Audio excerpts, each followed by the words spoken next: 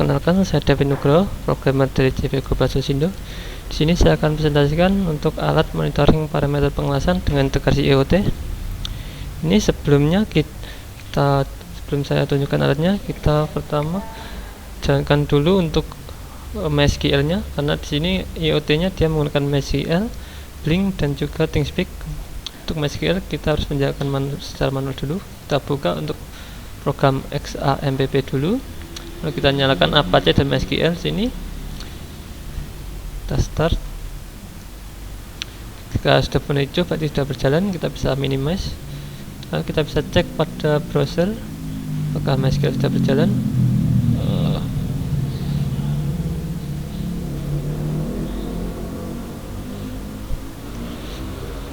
Localhost, kita bisa ketik localhost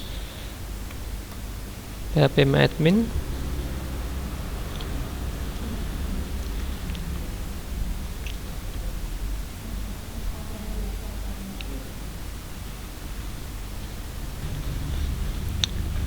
Ini sudah terbuka phpMyAdmin-nya. Kita bisa cek. Ini kalau sudah terbuka berarti dia PHP MySQL-nya sudah berjalan. Ini berarti alatnya sudah siap dinyalakan. Saya tunjukkan saja untuk alatnya.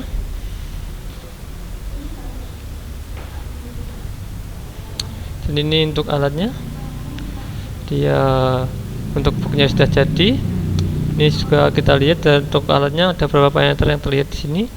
Itu pertama LCD untuk menampilkan nilai yang terbaca, kemudian ada power indikator untuk menyalakan alat menyala. Sini ada switch untuk mengganti modenya dari AC DC, AC kemudian untuk DC. Lalu ada 8 LED di sini untuk menandakan 4 parameter, apakah 4 nilai yang terbaca apakah masuk parameter atau tidak. Nanti jika dia masuk parameter akan berwarna biru, jika tidak akan berwarna merah. Untuk yang pertama dia membaca travel speed, kemudian tegangan, lalu arus dan head input. Kemudian di bagian sebelah samping kiri di sini ada kabel yang terhubung ke sensor putaran untuk mendeteksi putaran dari kawat. Kemudian bagian atas kita lihat ada sini ada stop kontak untuk pembacaan dari tegangan dan arus AC. Nanti yang untuk ini terlihat kabel yang bagian samping ini akan ditancapkan ke power AC-nya untuk pembacaannya. Dan kemudian untuk arusnya nanti yang akan diukur arusnya ditancapkan di bagian stop kontaknya. Kemudian di sini ada 2 kabel untuk mengukur arus dan tegangan DC. Yang sebelah kanan untuk mengukur tegangan DC. Ini ada positif dan negatifnya, nanti dihubungkan secara paralel. Dan sebelah kiri di sini ada untuk kabel pembacaan dari arus DC. Ini ada positif negatif, nanti dihubungkan secara seri. Untuk selanjutnya di bagian samping kanan sini ada tombol upload atau switch upload. Nanti saat kita ingin merubah program atau mengupload program yang baru, nanti kita bisa nyalakan tombol uploadnya. Jika tidak, nanti programnya tidak akan masuk. Jadi saat kita upload kita nyalakan, kita proses upload. Jadi setelah selesai kita matikan lagi sehingga nanti programnya bisa berjalan. Lalu ada lubang di sini, ini untuk mengoneksikan kabel USB. Jadi kabel USB nanti digunakan untuk menyalakan alatnya dan untuk mengupload programnya. Ini sebelum saya nyalakan akan saya jalankan dulu untuk program Blink-nya sehingga nanti untuk melihat parameternya lebih mudah. Menjalankan program Blink, di sini sudah saya install di Blink-nya pada BlueStack untuk mensimulasikan program Android-nya. Saya jalankan BlueStack, kita jalan Blink, sudah berjalan, dia posisi offline karena untuk alatnya masih belum nyala. Ini akan saya nyalakan dengan mengkoneksikan kabel USB nya ke lubang tadi. Ini saat saya nyalakan dia menyala. Dia proses pertama adalah connecting, dia mengkoneksikan ke WiFi. WiFi nya yaitu setting pada programnya. Jadi nanti pada programnya kita tuliskan untuk nama WiFi dan password WiFi nya sehingga alatnya bisa terkoneksikan ke WiFi. Sini kita lihat pembacanya masih 0 semua karena belum terhubung. Ini untuk pertama kita akan coba pembacaan untuk AC nya. Sebelum itu saya buka dulu untuk blinknya sehingga akan mudah membaca parameternya. Ini kita klik plus IoT nya tadi, ini dari sebelumnya offline menjadi tidak ada tandanya, jadi berarti dia online. Saya langsung klik, kita bisa lihat secara real time di sini nilainya. Ini untuk yang pertama akan saya sambungkan untuk pembacaan AC-nya. Ini untuk colokannya saya tancapkan di power supply. Saat saya tancapkan, kita lihat di sini tegangan AC-nya naik jadi 248,9. Arus AC-nya juga terbaca 0,04. Ini juga kita lihat ada sisi modenya. Ini juga kita bisa rubah dari switchnya tadi. Kita ganti ke AC modenya. Dia di sini sudah berubah jadi AC, dan di sini juga tipenya juga AC. Kita rubah ke DC, dia juga berubah ke DC di sini. Saya akan kembalikan lagi ke AC dan DC biar lebih mudah untuk pembacaannya karena terlihat semua. Sini untuk DC nya, ini coba saya tes menggunakan power supply DC di sini. Ini akan saya nyalakan.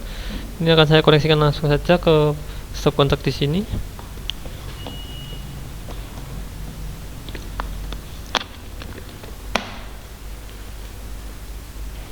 Dia menyala.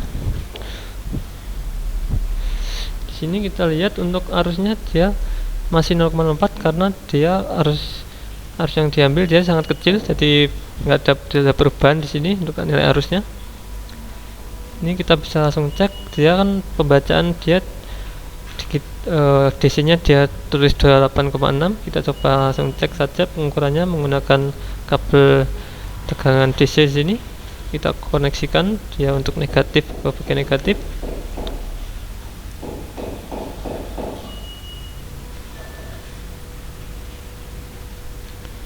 Lalu positif ke bagian positif.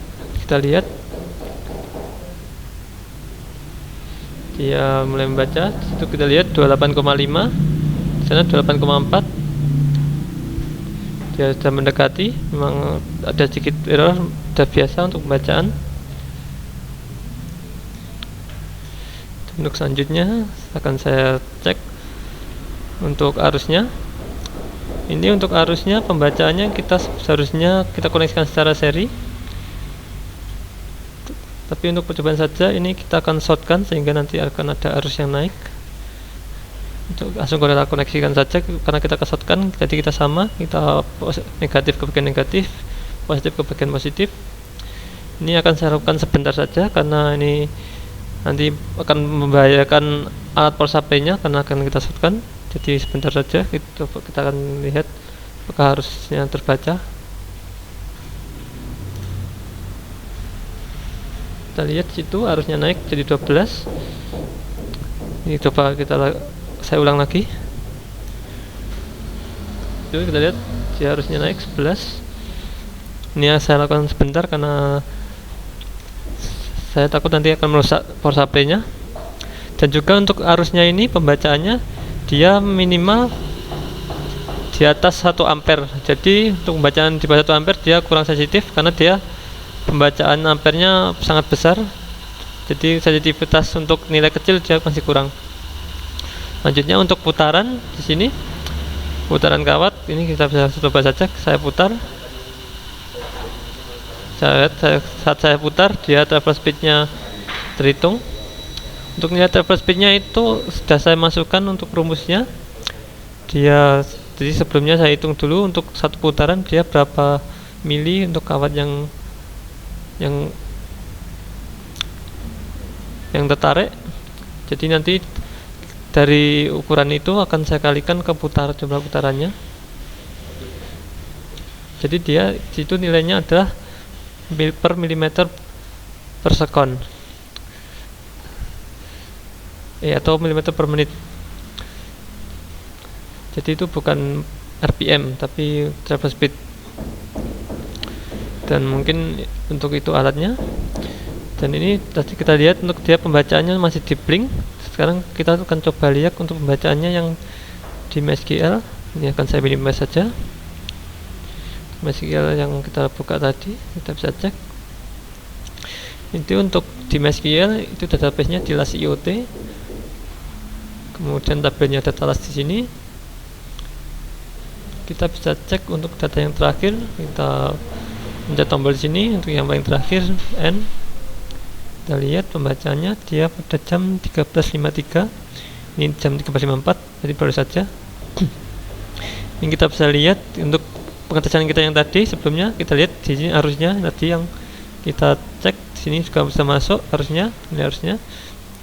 Lalu juga tegangannya sini juga. Oh ya, untuk ini untuk kita lihat data speednya dia masih berantakan di sini karena dia ada untuk noise-nya. Jadi setiap kali dia terkoneksi ke tegangan atau nilai yang baru, dia pasti akan ada naik situ.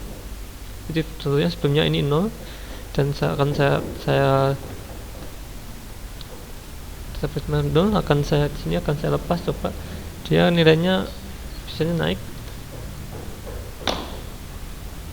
Kita lihat itu nilainya tersebutnya naik. Jadi ini mungkin ada sedikit gangguan untuk programnya. Sebenarnya ini saat saya cek ini sebenarnya nggak bisa diperbaiki, jadi memang begini memang dari SP32 nya. Tapi menurut saya ini tidak ada masalah karena nanti juga waktu dia berjalan untuk kawatnya nanti kan juga akan berputar, jadi pembacaannya menurut saya tidak terlalu masalah. Dia hanya saat waktu mengkoneksikan saja dia ada di situ ada pembacaannya. Jadi dia waktu dari 0 ke nilainya itu saja yang ada masalah. Jadi setelah terkoneksikan semua tidak akan ada masalah. Jadi cuma terkoneksi awal saja dia ada masalah di transfer speednya. Kemudian ini dari MySQL nya kita lihat dan harus baca. Kemudian untuk ThinkSpeak-nya, kita buka di thinkSpeak.com, kita bisa login.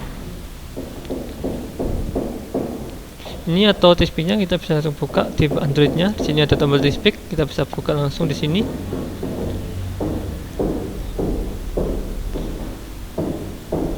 Ini datanya, dia masuk di sini ThinkSpeak. Ini untuk Android-nya. Untuk browsernya sama, di sini kita login menggunakan emailnya.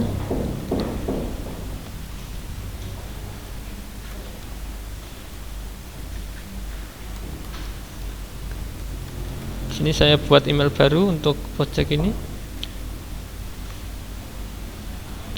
Saat kita login, dia akan muncul tampilan seperti ini.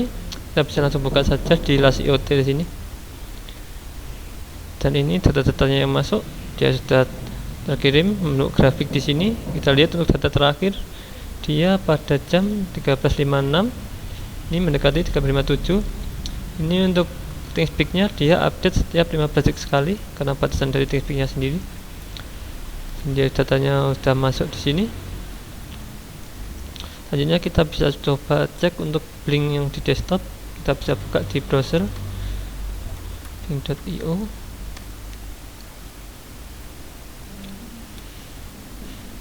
Ini kita login sama seperti ThinkSpeak tadi.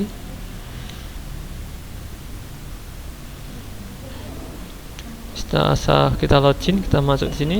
Kita lihat di sini ada device LAS IoT. Ini untuk alat kita. Kita lihat di sini statusnya online, jadi dia terhubung. Ini kita buka, tampilannya seperti ini. Dia sama seperti yang ada di Android, ada dia mode, data speed, data input, dan lain-lain. Di sini juga ada grafiknya.